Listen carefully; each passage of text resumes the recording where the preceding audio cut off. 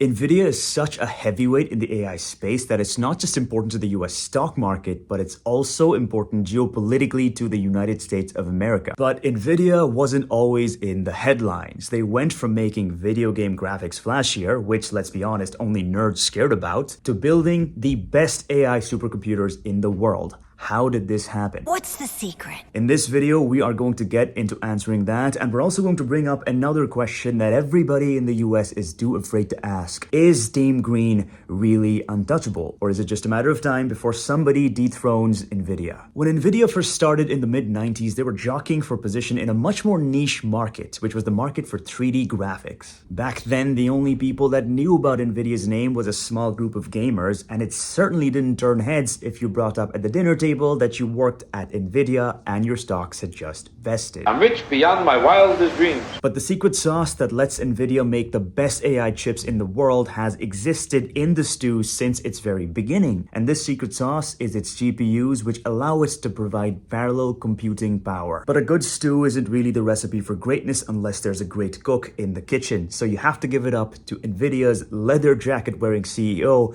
Jensen Huang, for realizing that Nvidia's best pivot would be the one that took their GPUs from gaming to the world of AI and high-performance computing. Nice pivot.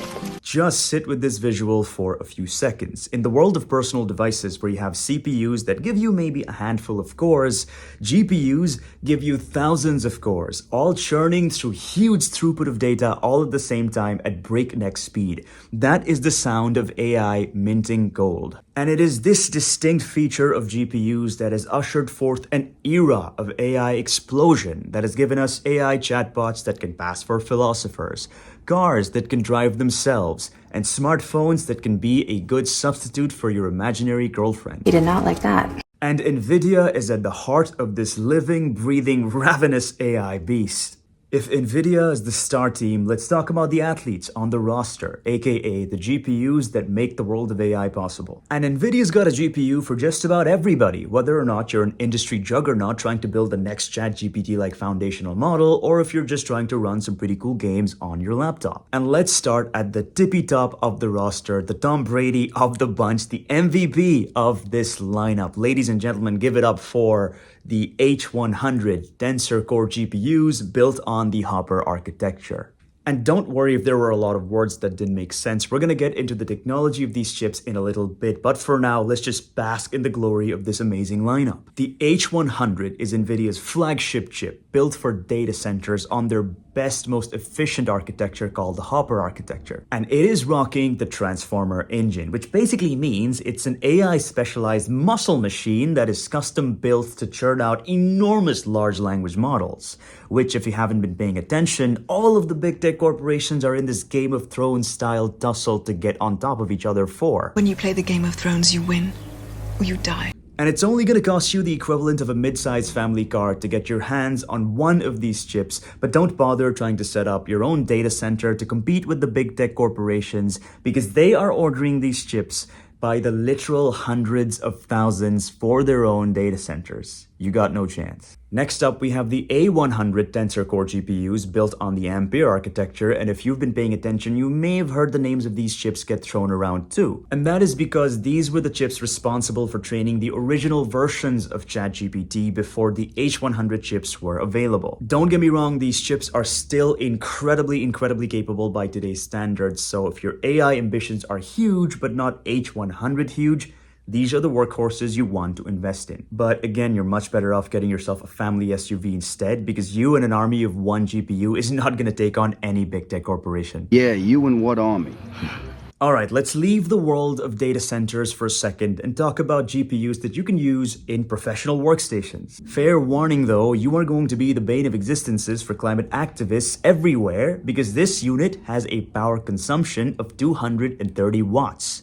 Anytime you spin one of these up, a tree in the Amazon rainforest basically spontaneously combusts. Wanna help me put out this forest fire? Sure. Now, before we get into some consumer GPUs, let's talk about how you can compare the performance of different GPUs. First, let's talk performance, and there's three key ways today to measure the performance of GPUs. The first performance benchmark is called the rasterization performance benchmark, and this honestly is the most fun one in my opinion. Basically, you run really heavy load games on these GPUs and see their raw rendering capabilities before giving them a performance score. The second benchmark is the ray tracing performance benchmark, which again is very video game centric as an homage to the fact that GPUs were born out of a need of the gaming industry. Ray tracing performance tests how well GPUs can render light and shadows, basically how rendered objects interact with light and shadows. It's a pretty artistic way to test GPU performance if you ask me. And finally, there's machine learning performance benchmarks, which tests how well these GPUs perform in inference and training tasks. The next thing you want to keep an eye out for is the number of CUDA cores. Generally, the higher the number of cores, the better the performance, but not really because the efficiency of these cores also matter.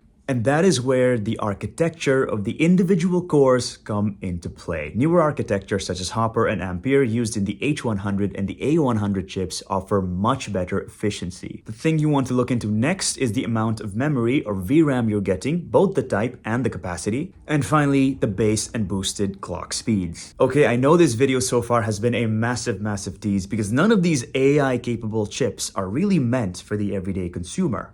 But don't you worry. Nvidia also has chips that are intended for the more broke everyday consumer. If you wanted to feel the power of AI in the palm of your hands, you could get yourself one of these RTX 50 chips for the low prices shown here on the screen. If you start building great personal finance habits today, aka if you start giving up your Starbucks lattes, you can save up to afford an AI Nvidia chip that you can attach to your personal coffee maker at home so it can recite poetry for you. This is the worst investment I've seen 20 years in the business. So that was a lot of talk of hardware, and there's a lot of players in this space. Intel, AMD, ARM, a lot of other big tech companies, they all know how to make GPUs. So what really sets Nvidia apart? Nvidia's real secret sauce does not smell like new GPUs. In fact, you can't smell it at all because Nvidia's real ace in the hole is software, and it comes in 3 bold flavors. Number 1, CUDA, the parallel computing framework that specifically is written for Nvidia GPUs, which is incredibly popular. Number 2, CUDNN, another library that is custom tailored for Nvidia chips that is used to supercharge deep neural network training, something that is used in most AI applications. And number 3, TensorRT, Nvidia's secret sauce for high-performance inference. Training is what happens when AI models are being developed. Inference is what happens when AI models are being used. For example, when you ask a reasoning model a complicated question that it thinks about for 7 seconds, that takes a lot of GPU compute as well. Let's be honest, if you asked an O1 model running on your personal computer what to do in the event of a fire emergency, it would probably make your laptop catch fire. If you are an AI researcher or a data scientist, you have worked with CUDA.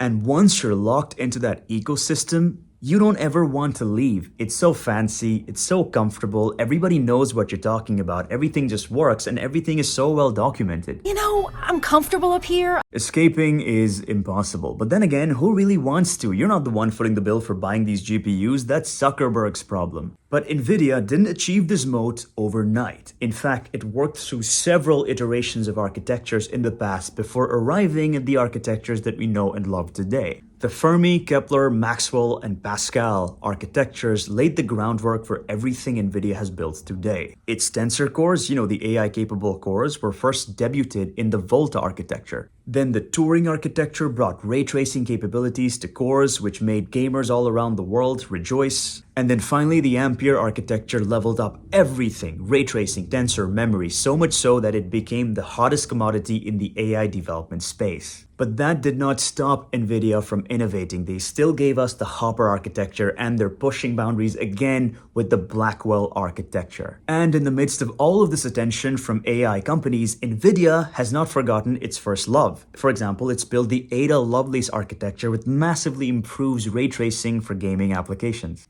The chips built on Blackwell architecture is pushing whatever is possible within the laws of physics, and they will cost you a pretty penny to the tune of a whole Bitcoin to afford one of them. And remember, at the end of the day, these architectures are used to build 3 types of cores. your CUDA cores for general purpose processing and rendering, your tensor cores for accelerating deep learning, and ray tracing cores for making video games look so real that you're not even sure what's real life anymore. Is this real life right now? Ever wonder why training a large model used to take months, but now it can be done in days or even hours?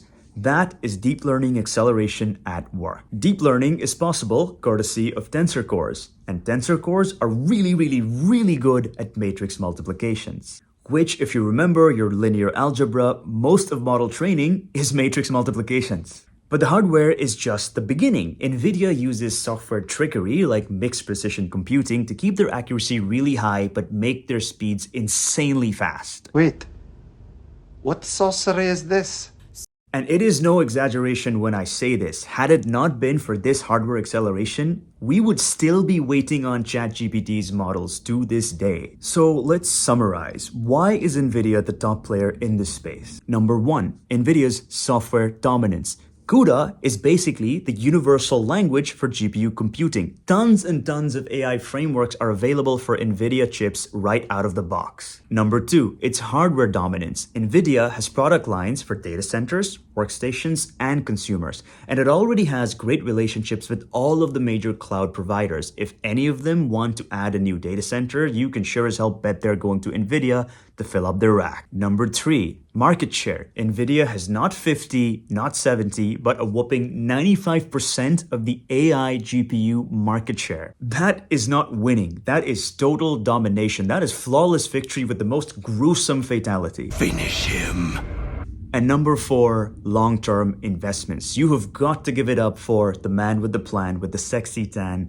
Jensen Huang saw the potential for AI and started pouring resources into AI GPU development long before anybody else saw this. When you're building a product as powerful as NVIDIA's GPUs, the business spills over into geopolitics, and geopolitics can get hairy real fast. There are already export restrictions on NVIDIA chips to specific countries because they are so powerful, and this can definitely affect NVIDIA's bottom line. There is also nothing short of a global AI arms race, and companies and governments around the world are pouring billions upon billions of dollars into trying to develop AI. Now, a lot of that money is going straight into NVIDIA's pockets, but you can sure as heck bet that a lot of that money is also going to bring up a lot of new competitors in the space. Because NVIDIA still makes physical products, there is a very real supply chain risk. If there's a conflict in the regions that provide the raw materials for NVIDIA chips because, I don't know, China's military actions, then NVIDIA may not be able to make its chips on time to meet its delivery commitments, which can lead to a domino effect across all of US's tech industry. With all of these risks knocking hard at NVIDIA's front door, it really begs the question, how unstoppable really is NVIDIA? AMD has the very capable MI300 chip, which is a direct competitor to the H100 line of chips. Intel, with all of its decades of chip-making expertise, is getting into the business of making GPUs. And Google, Microsoft, Amazon, and Apple are all investing heavy in making their own chips in-house. And while NVIDIA's counter to all of this is literally defying physics to come up with its Blackwell line of chips and deepen their software integrations, there really is not a moment of rest for NVIDIA if it wants to stay at the top. But hey, if the competition finally does catch up, it will mean cheaper prices and more innovation for everybody, so fingers crossed. So there you have it, NVIDIA's journey from the gaming underdog that nobody knew about to the AI overlord that everybody knows and fears. What do you think? Is NVIDIA's dominance here to stay, or is a new challenger right around the corner? If you enjoyed this deep dive into GPU madness, smash that like button, drop a like, hit subscribe, and that bell icon notification, and I will see you in the next video.